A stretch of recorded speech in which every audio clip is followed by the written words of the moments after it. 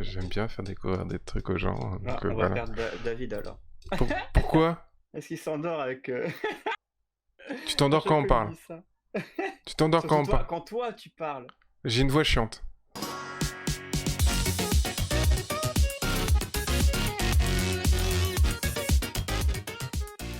En gros, c'est la communication, D'accord.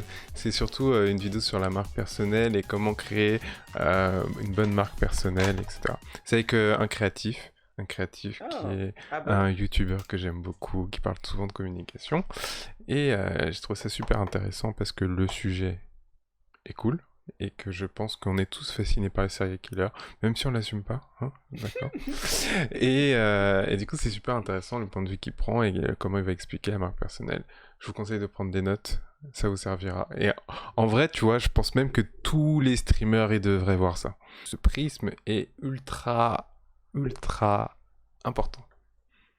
Si tu veux créer ta marque personnelle, t'es obligé de passer par là. T'es obligé de prendre en considération toutes ces idées-là. Si tu les prends pas en compte. Bah après, tu vois, les gens le font naturellement. Et moi, je pense qu'il y a beaucoup de stars qui s'en rendent même pas compte. Mais en gros, toutes ces variétés, toutes ces idées-là, faut qu'elles soient marquées, que tu y réfléchisses. Et c'est ça, créer ta marque personnelle en vrai. Si tu vas en Mhm. mode schlag, et ben même si t'as beau être parfait pour l'emploi juste après, le mec il va rester bloqué sur sa première impression et tu pourras jamais passer ce barrage. Là c'est pareil, tu vois. Et quand tu construis ton personnage, eh ben il faut le rendre atypique un peu. Tu vois, si tu veux vraiment orienter tout sur toi-même, eh ben soit il faut rendre un peu atypique pour te différencier. Donc je sais pas, je prends par exemple, je sais il y a un youtubeur, il est chauve et il a toujours un nœud papillon. Mhm. Et du coup, en fait, quand quelqu'un va penser à lui, quand n'importe qui va parler de lui, ils vont penser à ça. Le côté chauve et son nœud papillon. Et je crois même que dans son logo, on le voit, son visage avec son nœud pape, tu vois. Et Mhm. c'est pour ça parce qu'il veut que, tu vois, ces codes-là soient directement attachés à lui. La relation, c'est super important parce que je trouve que souvent les artistes, moi je parle des artistes parce que c'est ceux avec qui on travaille le plus, mais les artistes pensent pas à ça. Ils sont toujours en train de dire ouais, mais moi je fais mon truc et c'est mon délire. Et c'est mon délire et je m'en fiche que les autres partagent ou pas. Et le truc c'est quand tu fais un dessin ou une image, tu vois, il faut toujours te dire est-ce que la personne, elle peut en parler ouvertement ou pas. Et il faut que tu aies cette réflexion. Tu vas te dire par exemple si tu fais du nu. Tu vois, genre tu fais du nu, tu sais que c'est plus compliqué pour quelqu'un, il partage directement et qui dit bah moi j'aime bien faire regarder des images de nu ou tu vois. Il faut que ton travail, ton art, il soit assez respectable pour que les gens puissent le partager et il faut pas que tu sois bloqué. Par exemple, si tu fais un truc un peu psychédélique et tu sais que c'est un peu trop barré, ben si tu travailles pas le message à côté, ben, les gens ne le partageront jamais. Et du coup, ça restera toujours dans ta bulle. Les gens vont adorer. Tu vois, ça se trouve, tu auras des fans de fou, mais des fans de fou qui voudront jamais partager ton produit. De toute façon, il Donc, y a eu beaucoup de cas avec les artistes oui, mais moi je trouve que c'est un comme problème ça. qu'ont souvent les artistes. Ouais, ouais, c'est Parce que souvent le comme cas. ils communiquent pas leur art et ils expliquent pas, tu vois, Mm, ben mm, c'est mm. très difficile de dire ok ça va, je peux en parler, tu vois. Et du coup, souvent, tu vois, genre il y a des gens qui vont adorer, mais ils vont adorer et ils vont dire ouais mais c'est pour moi, je garde dans mon petit jardin secret, quoi.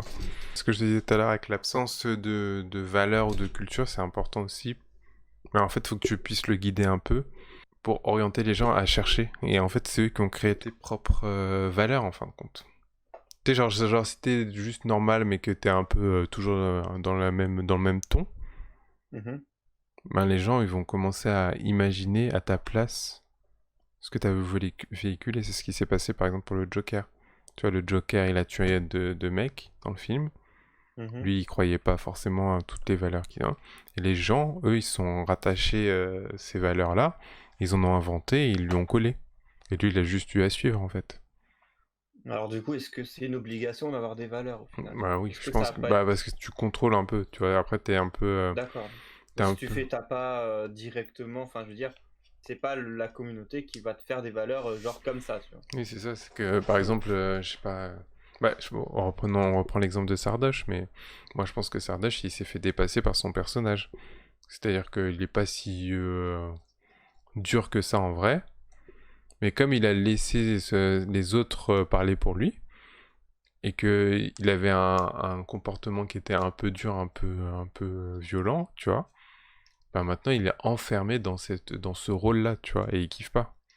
En fait, c'est ça le D'accord. risque, c'est que si toi tu le crées pas, ben c'est les gens qui vont le créer pour toi et tu vas être dans la merde. Parce que ça se trouve, ça va pas être ce que tu veux.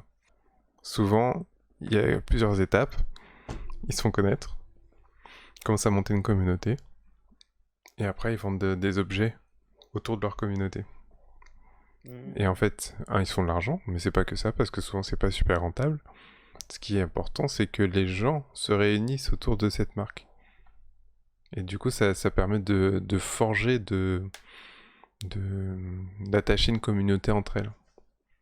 Parce que si un jour tu vois, par exemple, tu te balades dans la rue, tu vois un mec avec le t-shirt d'un des youtubeurs que tu adores et que toi tu l'as aussi, ben tu sais qu'il fait partie du même truc, que vous avez regardé les mêmes choses, etc.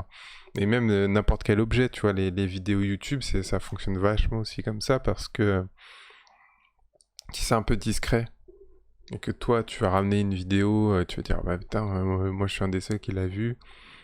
Je sais pas, par exemple, la chaîne YouTube de McFly et Carlito, la chaîne secondaire. C'est pas tout le monde qui la connaît. Mhm. Et ben du coup, quand tu vas dire à quelqu'un, ah ben putain, tu l'as vu là, tu parles de la chaîne secondaire, et que lui aussi la connaît, vous faites partie de la même communauté, et Ah ça oui, crée un d'accord. lien.